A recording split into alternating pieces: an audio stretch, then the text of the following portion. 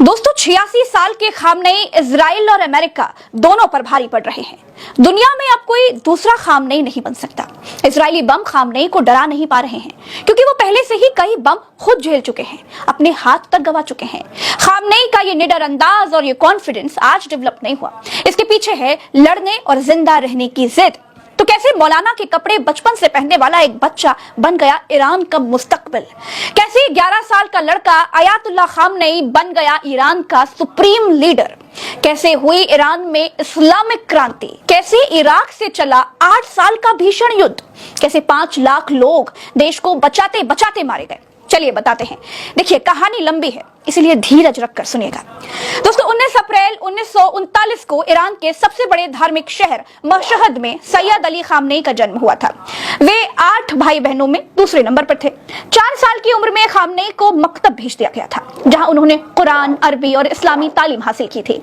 एक बार स्कूल में प्रोग्राम में उन्होंने कुरान की आयतें पढ़कर सुनाई थी, तब उनकी खूब तारीफ हुई और फिर खामनेई ने फैसला किया कि वो अपने पिता की तरह ही मौलवी बनेंगे। इसके बाद महज 11 साल की उम्र में वो मौलाना बन गए।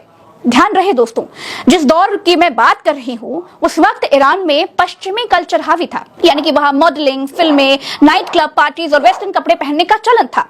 ईरान में तब शाह मोहम्मद रजा पहलवी का शासक था। शाह पंथ निरपेक्ष और पश्चिमी विचारों को बढ़ावा देने वाले राजा माने जाते थे। खामनेई बचपन में मौलवियों की पोशाक पहनकर अपने हम उम्र बच्चों के साथ सड़कों पर जब खेलते थे तो लोग उनका मजाक उड़ाया करते थे। मुहर्रम के महीने में और खास तौर से पहले 10 दिनों के लिए सभी सिनेमा घरों और फिल्मों पर रोक लगा दी जाती थी। लेकिन 1955 में सब कुछ बदल गया। शहर के गवर्नर ने मुहर्रम के 1 से 12 दिनों के बंद पर पाबंदी हटाने का आदेश जारी कर दिया था। इस फैसले का खामनेई ने कड़ा विरोध किया। यही फैसला खामनेई के भीतर एक चिंगारी बनकर भड़का। दोस्तों 1960 के दशक में खामनेई पर ईरान के धर्मगुरु रुहुल्लाह खुमैनी का बहुत गहरा असर हुआ। खुमैनी ईरान के शासक की नीतियों और 1963 में व्हाइट रिवॉल्यूशन के खिलाफ खड़े हो गए थे। व्हाइट रिवॉल्यूशन का मतलब ईरान को पश्चिमी देशों की तरह डेवलप करना था। खुमैनी को लगता था कि ये इस्लाम और ईरानी संस्कृति के खिलाफ है। इस्लाम और राजनीति को अलग नहीं किया जा सकता और देश में विलायत फकीह यानी इस्लामी धर्मगुरुओं की शासन लाने की बात कही। खामनेई इससे बहुत प्रभावित हो गए। 1962-63 में खुमैनी ने शाह के खिलाफ खुलकर विरोध शुरू कर दिया। खामनेई ने खुमैनी की बात को मशहद समेत कई शहरों में फैलाने की मदद की। खामनेई को गिरफ्तार कर लिया गया, लेकिन इससे वो युवाओं और शाह के खिलाफ आंदोलनों में बहुत मशहूर हो गए थे। दोस्तों 1970 का दशक आते आते खामनेई राजनीति में बड़े माहिर हो गए। उनके गुरु खुमैनी को देश से निकाल दिया गया, तो खामनेई ही उनके जो भाषण थे वो लोगों तक फैलाते रहे। इसके बाद 1979 में ईरान में इस्लामिक क्रांति आई और शाह की सरकार गिर गई। फरवरी 1979 ईरान में इस्लामिक क्रांति के बाद खुमैनी पेरिस से वापस ईरान आ गए, नई सरकार बनाई और अपने करीबी लोगों को बड़े पदों पर नियुक्त किया। उस समय सांसद और बाद में ईरान के राष्ट्रपति बने हसन रूहानी ने संसद में खामनेई को उप रक्षा मंत्री बनाने का प्रस्ताव दिया था। दोस्तों खामनेई को उप रक्षा मंत्री नियुक्त किया गया। उन्होंने इस्लामिक रिवॉल्यूशनरी गार्ड कोर यानी IRGC का गठन किया। यही IRGC आगे चल करके ईरान की सबसे ताकतवर फौज बनी। IRGC को बनाने का मकसद ऐसी सेना को खड़ी करना था जो देश के लिए धार्मिक, राजनीतिक और आर्थिक मोर्चों पर लड़ सके, जो इस्लामिक राष्ट्र ईरान को न सिर्फ बाहरी खतरों से बचाए बल्कि देश के अंदर के मामलों को भी सुलझा सके। इसके बाद भी खामनेई के रास्ते में काफी मुश्किलें आई, उनके ऊपर हमला भी हुआ। ऐसे ही एक हमले में उनके हाथ में गंभीर चोटें आई थी। खामनेई की दाईं बाह, वोकल कॉर्ड्स और फेफड़ों को सबसे ज्यादा नुकसान हुआ। इलाज के लिए उन्हें दक्षिणी तेहरान के बहरालू हॉस्पिटल में एडमिट किया गया। कई महीनों के बाद वो ठीक हो गए, लेकिन दाएं हाथ में हमेशा के लिए लकवा मार गया और एक कान से सुनाई देना भी बंद हो गया। ये हमला फुरकान समूह, जो कि एक ईरानी उग्रवादी विपक्षी संगठन हुआ करता था, उसने किया था, जो शिया इस्लामवादी विचारधारा को मानता था। इस समूह को सद्दाम हुसैन का समर्थन भी मिला हुआ था। सद्दाम ईरान में खुमैनी की सत्ता पलटना चाहता था और IRGC के मुखिया खामनेई बीच में आ गए थे। लेकिन दोस्तों इसके बाद खामनेई ने कहा था, अगर मेरा दिमाग और जीभ काम करे तो मुझे हाथ की जरूरत नहीं पड़ेगी, मेरे लिए मेरा दिमाग और जीभ ही काफी है। ये वाकया 27 जून 1981 का है।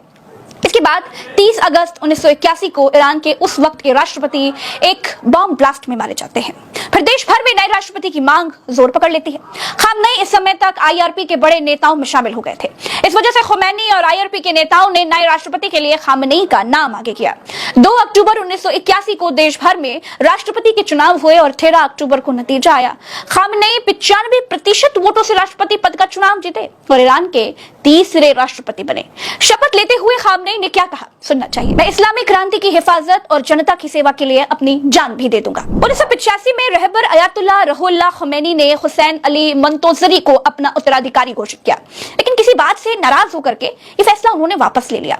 इसी बीच 3 जून 1989 को खुमैनी का निधन हो गया। इसके बाद अगले रहबर के लिए वोटिंग हुई। खामनेई को 60 वोट मिले, जबकि दूसरे कैंडिडेट को महज 14 वोट मिले, यानी खामनेई अगले रहबर चुन लिए गए। दोस्तों, इससे यह भी तय हो गया था कि अब ईरान की पूरी कमान एक शख्स के हाथ में ही होगी। खामनेई के पक्ष में वोट देने वाले इमामी खशानी ने एक इंटरव्यू में कहा था, खामनेई को चुनने के अलावा हमारे पास कोई अन्य विकल्प नहीं था। खामनेई खुद सुप्रीम लीडर नहीं बनना चाहते थे, लेकिन रफसंजानी और मैं ये जानते थे कि हमें जल्द से जल्द ही फैसला करना होगा, क्योंकि सद्दाम हुसैन की सेना ईरान के बॉर्डर तक पहुंच गई थी। सद्दाम हुसैन के हमले का ईरान ने जम करके जवाब दिया। 8 साल लड़ाई चली थी, 5 लाख लोग मारे गए थे। बाद में दोनों देशों ने संयुक्त राष्ट्र के प्रस्ताव को मान करके युद्ध विराम कर लिया। न तो ईरान और न ही इराक ने क्षेत्रीय या फिर रणनीतिक रूप से कोई निर्णायक जीत हासिल की। दोस्तों, खामनेई ने अब अमेरिका और इजराइल जैसे देशों को अपनी असल ताकत दिखानी शुरू कर दी है। खामनेई जैसा निडर और ताकतवर लीडर मिलना आसान नहीं होता है और इसीलिए इजराइल खामनेई की जान का दुश्मन बना हुआ है। एक बात और कही जाती है कि खुमैनी के दादा सैयद अहमद मूसवी हिंदी का जन्म बाराबंकी जिले के किंतूर गांव में लगभग 1800 के आसपास हुआ था। सैयद अहमद एक शिया धर्मगुरु थे, जिन्होंने 1830 में धार्मिक तीर्थ यात्रा के लिए इराक के नजफ और फिर ईरान के खुमैन शहर में बसने का फैसला किया था। उन्होंने अपने भारतीय पहचान को बनाए रखने के लिए अपने नाम के आगे से जो हिंदी शब्द था उसे नहीं हटाया, उसे जोड़े रखा। उनके वंशजों में रुहुल्लाह खुमैनी शामिल थे, जिन्होंने 1979 में ईरान की इस्लामी क्रांति का नेतृत्व किया। अयातुल्लाह अली खामनेई ईरान के वर्तमान सुप्रीम लीडर का उत्तर प्रदेश के बाराबंकी जिले से अप्रत्यक्ष नाता है, लेकिन ये उनके पूर्ववर्ती अयातुल्लाह रुहुल्लाह खुमैनी के परिवार से संबंधित है। दोस्तों, फिलहाल मेरे साथ इस वीडियो में